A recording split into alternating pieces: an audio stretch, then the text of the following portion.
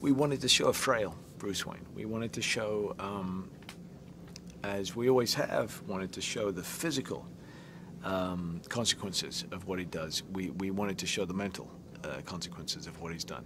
And at the end of The Dark Knight, he made a choice, which was against all of his ethics, but which in the short term seemed to be the right choice to make, and probably was in the short term. But in the long term, the truth is coming out. And he recognizes that the foundation of peace within Gotham is based on a lie.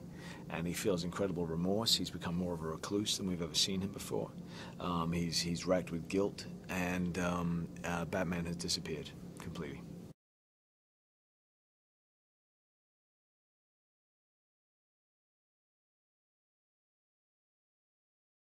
Well, he has to become Batman again, and that's through the inspiration of a couple of characters, a couple of new characters, through Selina Kyle, who approaches him as though she couldn't care less that he was Bruce Wayne, which is obviously a breath of fresh air to him because everyone is nervous to be in his presence.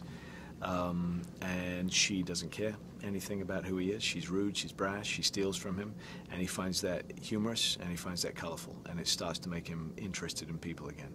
And then he meets with Blake, Joseph Gordon-Levitt's character, who inspires him because he reminds him of who he used to be and of his altruism.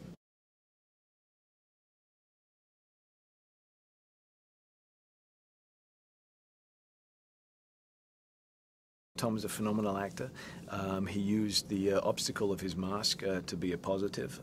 He's incredible in being able to convey all that he needs to just with his eyes, despite the mask covering most of his face. He was the first adversary that Batman has come across who is physically dominant over Batman, and especially since we're meeting Batman at a physically frail state, and he has to try to recover himself, and he has to try to recover his strength, both mentally and physically as well. We have Joseph Gordon-Levitt, who is a very altruistic young cop, who would apparently, you would expect to give up because the odds that he's facing, it's unlikely he could achieve anything. But that inspires Bruce Wayne. Would be very surprising for Blake to hear that, but it inspires Bruce Wayne because that's exactly where he began as well.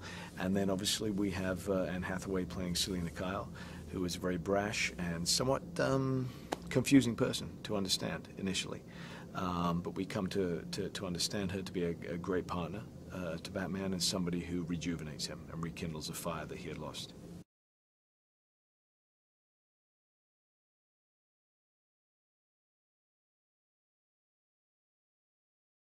I've learned working with him that it's possible to make these large-scope movies but retain a sense of character there, that you don't have to lose that because that so often happens in these large movies. It just becomes about the action.